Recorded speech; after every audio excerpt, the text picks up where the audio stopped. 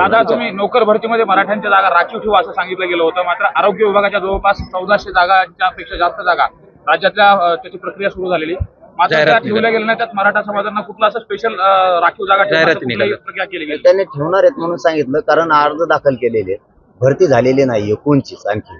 त्यावेळेस आता आमचं मला वाटतं 11-11:30लाच बोलणं झालं त्या विषयावर. ज्यावेळेस ते शिक्षक आणि बाकीचे विद्यार्थी आले त्यावेळेस मी ताबडतोब, मला एक सवय लगेच माझ्या लक्षात राहत नाही, मी कामात आहे कंटिन्यू समाजाचा, मी त्याच्यासारखा मोकार नाही कोणकडे हिंडायला. त्यामुळे मी जिथल्या तिथं फोन लावून लगेच तो विषय सॉल्व्ह करायचा प्रयत्न करतो. त्यामुळे आज सकाळी 11:30 वाजता बोलल्यामुळे त्यांनी सांगितलं की जागा राखीव राहणार आहे. दादा, छगन भुजबळ असंही म्हणाले की मराठा समाजाला स्वतंत्र आरक्षण द्यावं अशी मागणी आहे, परंतु ओबीसीतून मागणं ही झुंडशाही आहे. जाऊन त्याचं ना काही चरित्र मला, त्याला काय कळत आहे काही झुंडशाही का काय, तुला काय माहिती? गेले मराठी ओबीसी आरक्षण वेगळं कोणतं देतो आता? गेले मराठी ओबीसी आरक्षण. मुख्यमंत्र्यांचा वाढदिवस, काय शुभेच्छा देतात?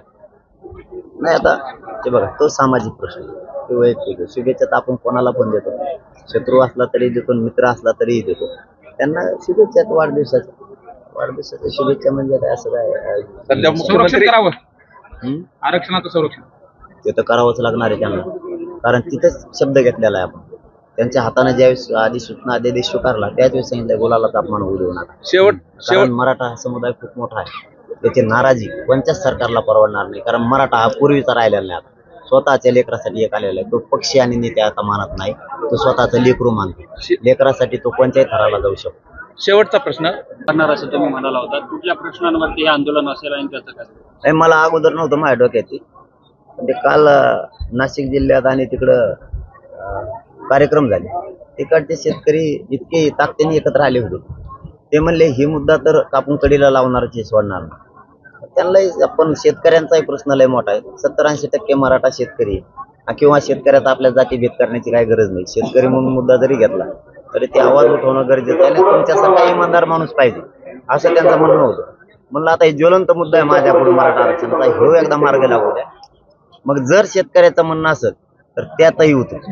आरक्षण वाटतंय तुम्हाला? आता सगळे उताने पाताने पडले, आता कोणी विरोधक राहिला? सगळे उताने पाताने पडलेत, कोणी नाही राहिला. आता गेले मराठी ओबीसी आरक्षण. आणि पट्टे आहे ना, मराठ्यांना मायबाप मानलंय, हे मुलगा आहे ना या महाराष्ट्रातल्या मराठा समाजाचा, जीवाची बाजी लावून उद्यापासून लढणार आहे. बाजी लावून हटणार नाही, जीव जरी गेला ना तरी हटणार नाही.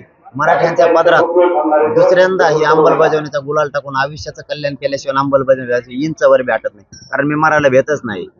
आणि मला जर उचित बी काय झालं तर सरकारचं काय होईल सरकारला माहिती, कारण माझा मायबाप मराठा समाज महाराष्ट्रातला पुरा रस्त्यावर येणार आहे. पण दादा, तुमच्या तब्येतीची काळजी म्हणून अनेक जण सांगतायत की उपोषण करू नका, मात्र त्या संदर्भातला थोडा कुठला विचार केला जातो? दादा, मी कधीच समाजाच्या शब्दाच्या पुढे गेलो नाही आत्तावर.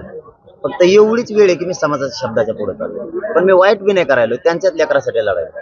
ते म्हणतायत मला तुम्ही उपोषणाला बसू नका, पण मी एवढ्याच वेळेस त्यांचं ऐकत नाही. कारण मला माहिती खूप वर्षानंतर, 70-75 वर्षानंतर आमच्या गोरगरीब मराठ्यांना न्याय मिळाला. आपण जर आता हटलोच ना तर हे लेकरांचं वाटोळ होईल.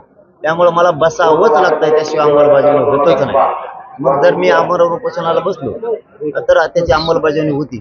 आणि मी का जीव राखावा, का जीवाची या समाजासाठी पर्वा करायची? एक जीव जाईल जाऊ द्या गेला तर, परंतु करोडो लेकरं त्यांच्या चेहऱ्यावर आरक्षण मिळाल्यामुळे आनंदाने हसू येणार आहे. लाखो नाही गेले पाहिजे, एक गेला तरी चालतो, मी त्याला तयार आहे उद्यापासून. थँक्यू दादा, थँक्यू. एबीपी माझा, उघडा डोळे बघा नीट.